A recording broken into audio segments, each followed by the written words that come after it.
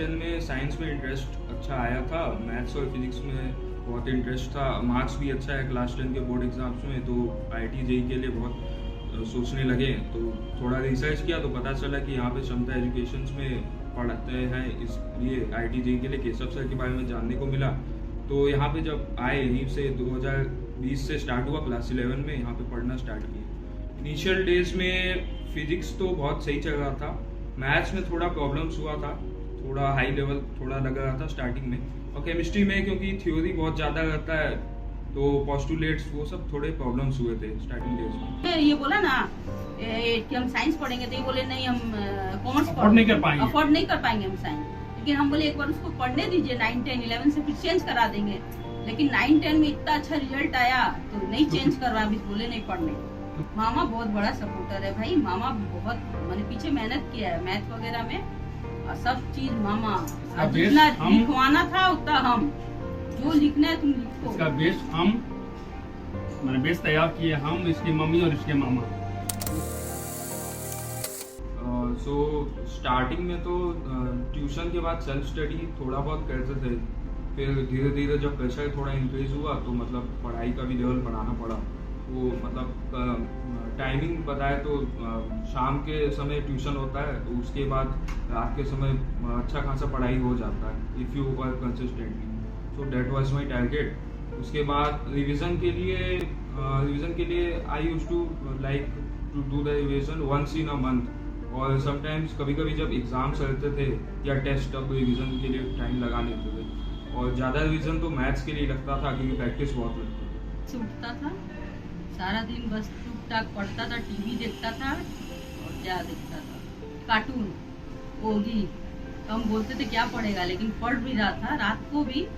रात में ये बहुत पढ़ा, मैंने रात को 3 बजे 4 बजे भोर तक पढ़ते रहता। 10 बजे से अगर चालू करता था तो रात तक पढ़ते रहता था। इसी कारण सुबह लेट उठता था, तो बोलते नहीं थे कि भाई पढ़ रहा था। कभी कभी 5 बजे तक भी पढ़ता था। मैंने रात को पढ़ा है।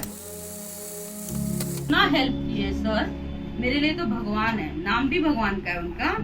तो मैं बोलती थी कि हे केशव, मैंने कि हे केशव, तो हे केशव ही है मेरे लिए, तो भगवान है।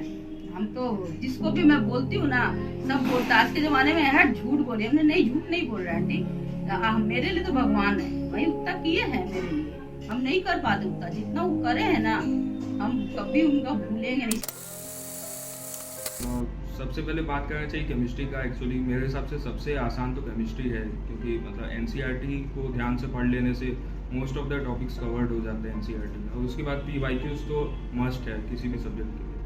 फिर बात करें अगर फिजिक्स की, तो फिजिक्स के लिए मैंने पर्सनली HC वर्मा को बहुत प्रेफर किया और NCERT उसके संग, और थोड़े बहुत क्वेश्चंस मैंने PYQ पे लगाए अच्छे खासे। और मैथ्स के लिए बात करें तो मैथ्स के लिए बहुत ज़्यादा प्रैक्टिस की ज़रूरत है, तो मैंने सेंगेज के बुक को बहुत अच्छी तरह से सॉल्व किया था।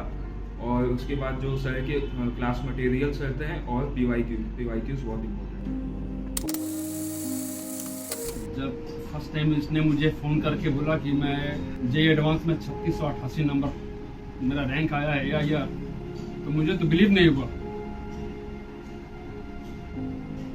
बोल रहा था ना 10,000 के अंदर भी ले आएगा तो सरकारी में हो जाएगा, क्योंकि हम लोग इतना अफोर्ड नहीं कर सकते थे इसकी पढ़ाई के लिए उतना पैसा। लेकिन बहुत मैंने अच्छा लगा, और क्या विश्वास ही नहीं होता हम लोग को कितना ये ला देगा। हाँ, लेकिन ला दिया, बहुत अच्छा। अब की बार का रिजल्ट का हमको विश्वास नहीं था, हम लोग के लिए unbelievable. Future aspirants, I think उन लोगों को ज़्यादा फोकस करना चाहिए अपने सेल्फ स्टडी पे। सर यहाँ पे तो बहुत अच्छे ही पढ़ाते हैं, कॉन्सेप्ट सब क्लियर हो जाते हैं, लेकिन जब तक सेल्फ स्टडी अच्छे से नहीं होगा तो एग्जाम क्रैक करने में प्रॉब्लम होगा। And I think about every subject, I think for physics and chemistry you should go read all the chapters of NCERT as much as possible. For mathematics you should work on practice, that is very important.